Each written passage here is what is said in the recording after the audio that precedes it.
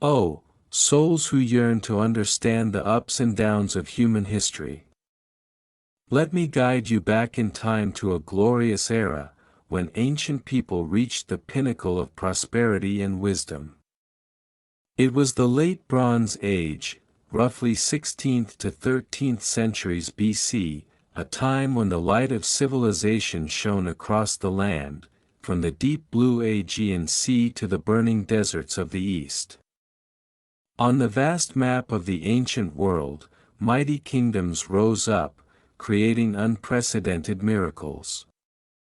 You will see Egypt with its illustrious pharaohs, building towering pyramids and massive temples, controlling the life-giving Nile. In the land of Hittite Empire, in cold Anatolia, iron warriors established a vast empire, rivaling the power of Egypt. In the west, on the islands and peninsulas of the Aegean, the fortified palaces of the Mycenaeans rose high, with their mighty cyclops walls and wealthy war kings, wielding power over the seas. Further east, in Babylonia and Assyria in Mesopotamia, ancient cities were cradles of knowledge, where sages wrote on clay tablets, and kings ruled prosperous kingdoms. Meanwhile, the thriving city-states of the Levant, such as Ugarit, Emar, and the island of Cyprus served as important nodes on the trade routes. These were not just individual kingdoms, they were links in a vast network, woven by sailing ships and camel-backed caravans.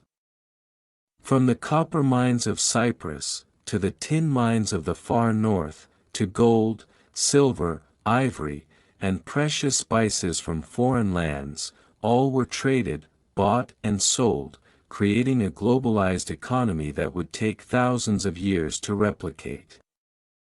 Kings exchanged letters on clay tablets, making peace treaties and threatening war, creating a club of power where diplomacy and alliances shaped the fate of the world. In this prosperous age, science, art, and writing also flourished. Architects built great structures, artisans created masterpieces of gold and ivory, and scholars recorded history on papyrus and clay tablets. Life seemed peaceful, prosperous, and there was no sign of any impending disaster. But alas, just as the light of civilization reached its zenith, a terrible darkness began to cover the land. Between the 13th and 12th centuries BC, a terrible event occurred, marking the abrupt end of a glorious era. Bustling cities were reduced to ashes, magnificent palaces were reduced to rubble, mighty empires collapsed without fanfare. Trade routes were severed, languages disappeared, and human understanding of the world seemed to be erased. An entire complex system of civilization disintegrated in the blink of an eye. This is the Bronze Age collapse, a scar on the memory of mankind, a mystery that the sages of later ages still tirelessly seek to solve. Why, you curious ones, did such a terrible disaster strike at once, taking away the life and light of so many mighty civilizations? Was it the wrath of the gods, or an event from the natural world, or a mysterious enemy that emerged from the sea? Let us delve into the darkness of history, explore the remaining traces, and listen to the echoes from the ruins, to learn the reason behind this terrible collapse. Souls who have watched with us the sudden end of the glorious Bronze Age, now listen to the story of a mysterious force that wreaked terror across the Mediterranean coast, the Sea People. In the few surviving records from that tumultuous time, the name Sea People, those who came from the sea, rings out as a curse, a harbinger of doom. Ancient records, mostly from Egyptian texts and a few from the Levant, tell of northerners or peoples from the sea who wreaked havoc. They were not a unified kingdom or empire, but rather a loose confederation of warring groups from distant lands who crossed the seas to plunder and ravage. Their names, Peleset, Shurden, Lutka, Shikalesh, Denyen, Weshwesh, are now mere echoes of a bloody past, conjuring images of strangers with brutal weapons and tactics. Egypt, the kingdom of the great pharaohs, was one of the few civilizations to survive this storm, but even they suffered fierce attacks. On the walls of the Medinet Habu temple, in the tomb of Pharaoh Ramesses III, scenes depicting fierce battles with the sea men still exist, as a living testament to the horror of that time. The engravings depict the sea men's warships with strange designs, and warriors wearing horned helmets, feathered hats or unique round hats, holding long swords and round shields. They were a fearsome army, without thrones or lands, carrying only swords and flames. Ramesses III's account describes the war as follows: foreign nations conspired in their islands. No land could stand against their attacks, from Hutti, Kode, Karchemish, Arzawa, and Alashia. A camp was set up at Amuru. They devastated their peoples and their lands as if they had never existed. They were marching on Egypt while the fire was burning before them. This account paints a picture of total destruction, not only at sea but also on land. Coastal cities in the Levant such as Ugarit, a thriving center of trade and diplomacy, were completely wiped out. The Mycenaean palace in Greece, cities in Anatolia in the Hittite Empire, and many other lands met the same fate. But the question remains, who were the Hainan, forced migrants? One theory suggests that they were more than just raiders.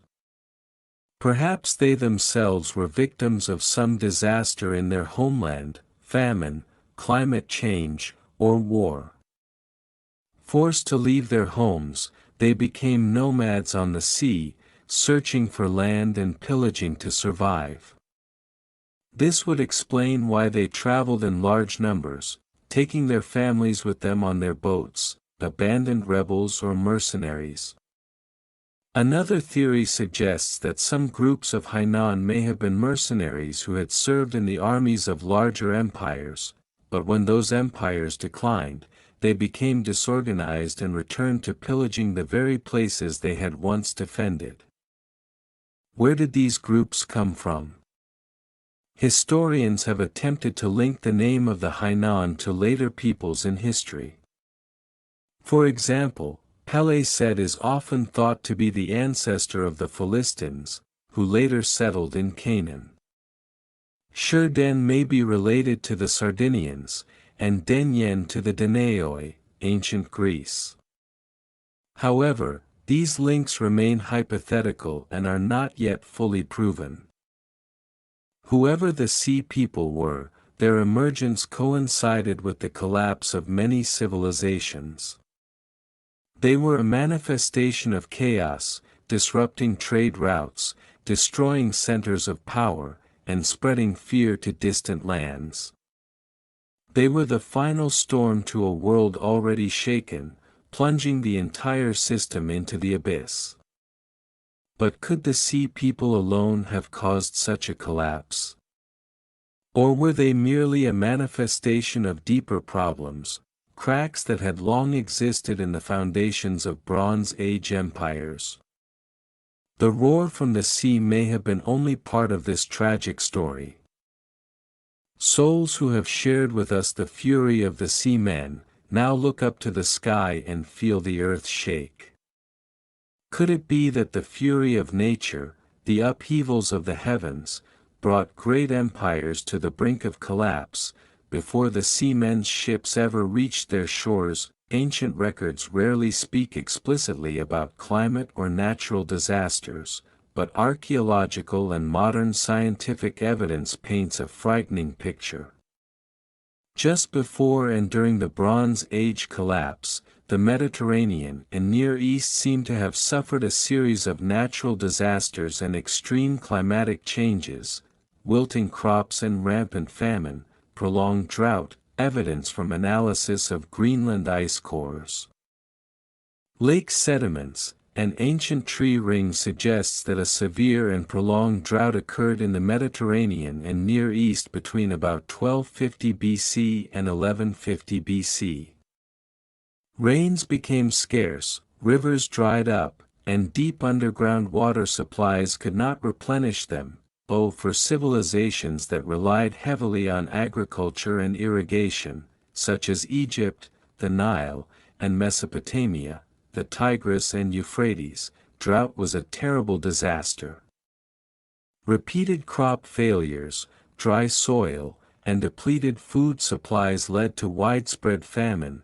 The consequences were not only death but also physical debilitation, reduced labor, and increased disease. Hungry and desperate populations became easy prey for disease and riots. Agricultural collapse.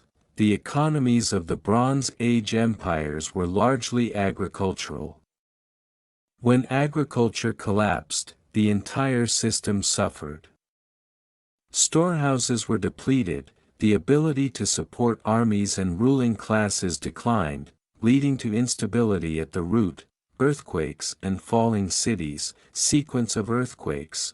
Geological and archaeological studies have shown evidence of a series of major earthquakes that occurred in the Mediterranean and Near East during the collapse. Many of the great Mycenaean cities in Greece, e.g. Mycenae, Tiryns, Pylos, and coastal cities in the Levant, e.g. Ugarit, showed signs of earthquake. Destruction before being completely destroyed by fire or war.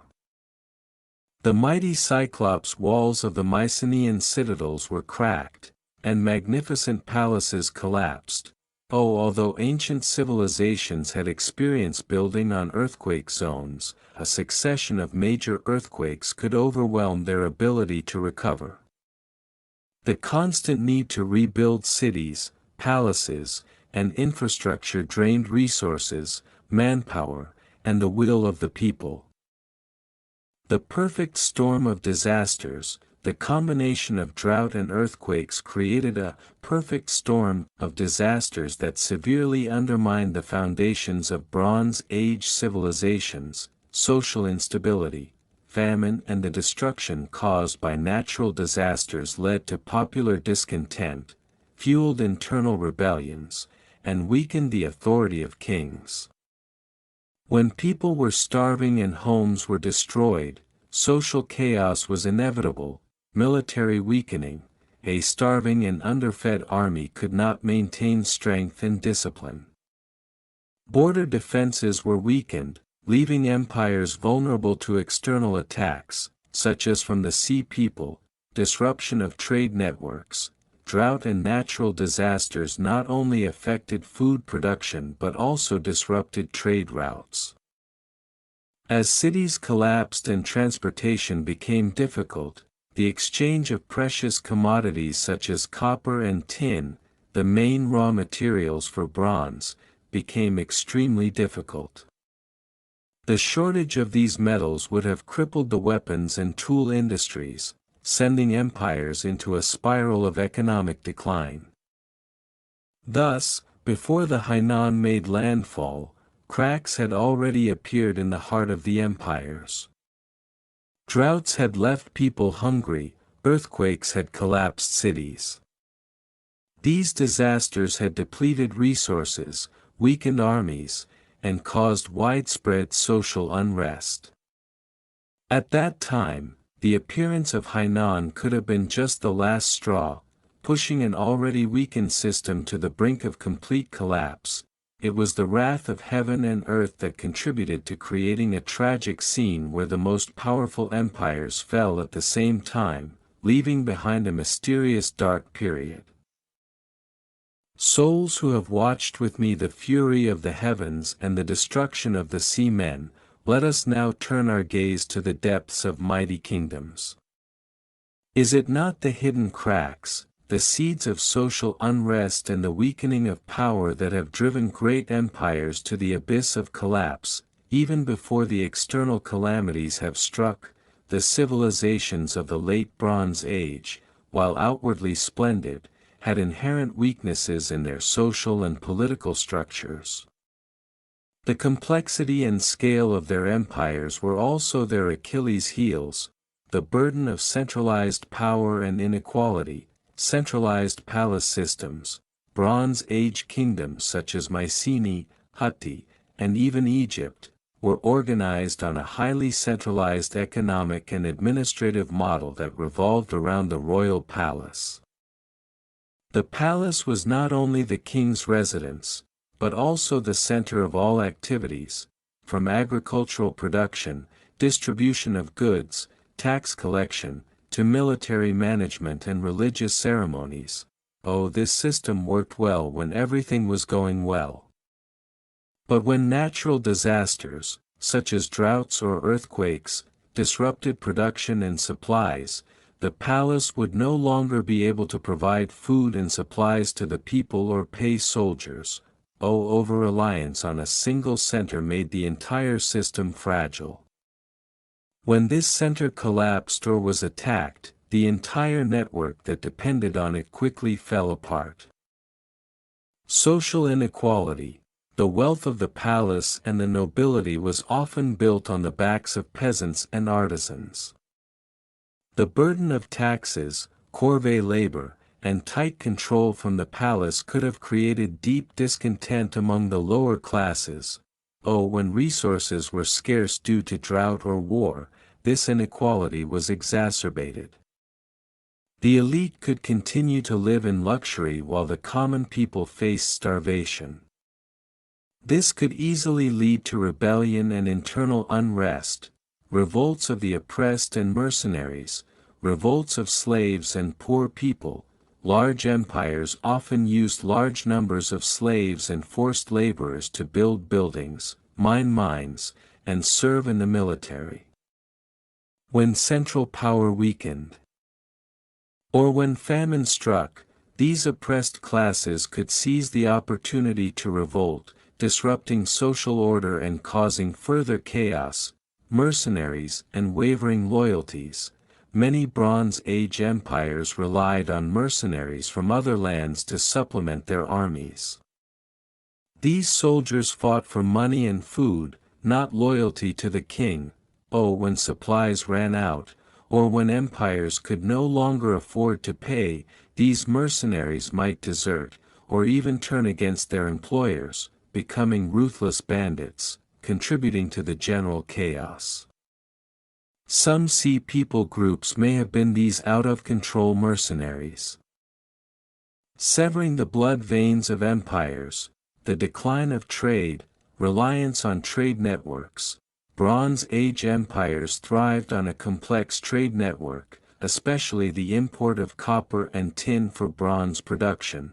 Oh, when trade routes were disrupted, by sea peoples, pirates, or rebels, or when key sources of supply were depleted, by mines closing, or other civilizations collapsing, bronze production ground to a halt. Oh, shortages of weapons and tools, the lack of sufficient copper to forge new weapons and repair old ones severely weakened the military capabilities of empires. At the same time, the lack of new tools also affected agriculture and other industries.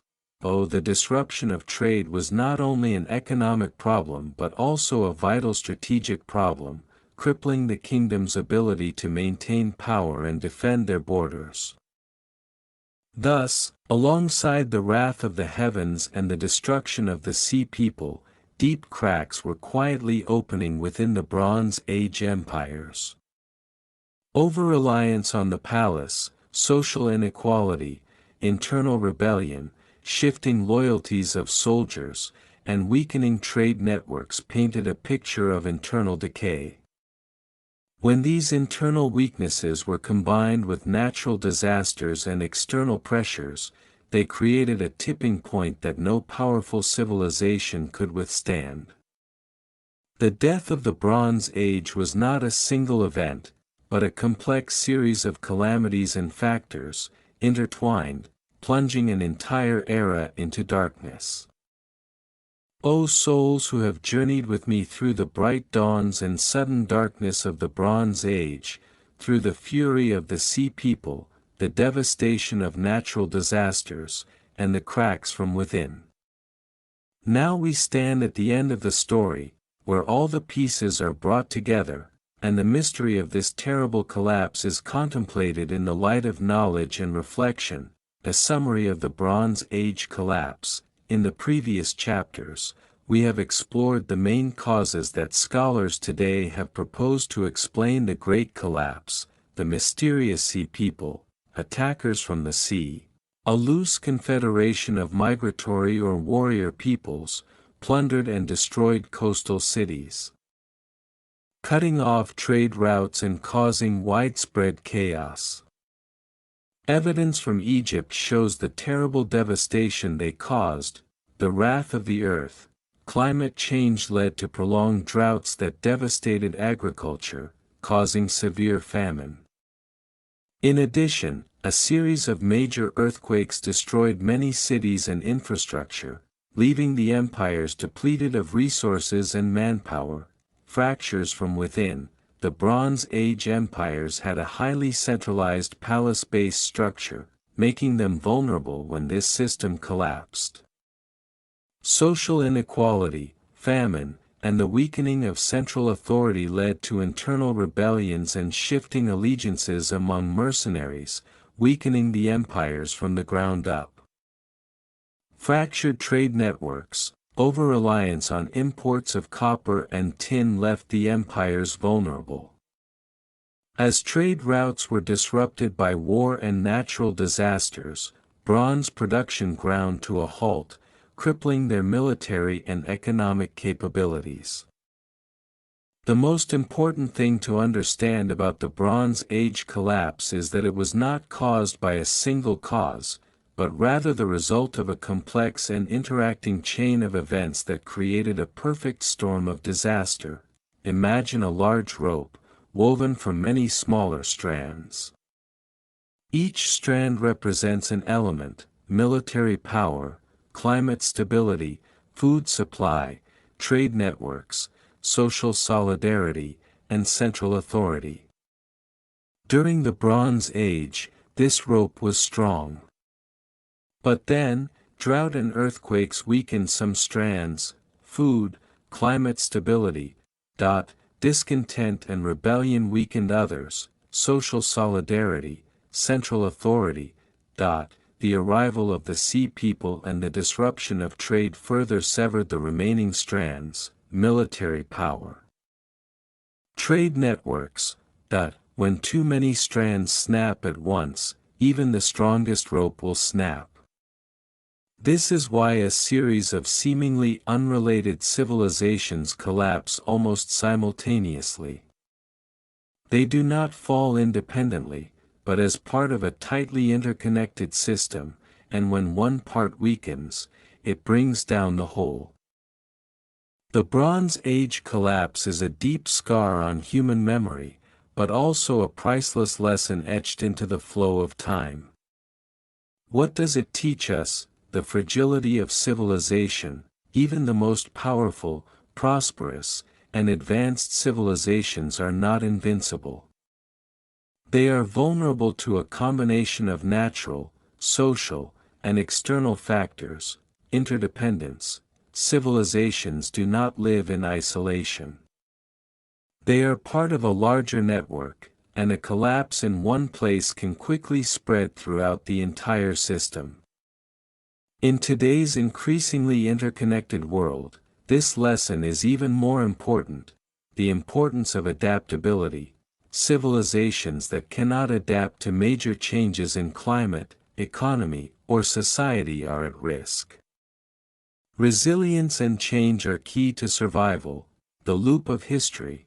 although it never repeats itself exactly, history often has loops in the causes of collapse, natural disasters, epidemics, social unrest, conflicts, etc. After the storm, a period of darkness descended, known as the Greek Dark Ages and other Dark Ages in the Near East. It took centuries for the light of civilization to slowly rise again, but in a different form, with new technologies, iron replacing bronze, and different social structures. The Bronze Age collapse remains a perfect mystery, an epic tale of the rise and fall of empires. It is a powerful reminder that the past has much to teach us, and that the echoes of its ruins continue to whisper lessons about human fragility and resilience.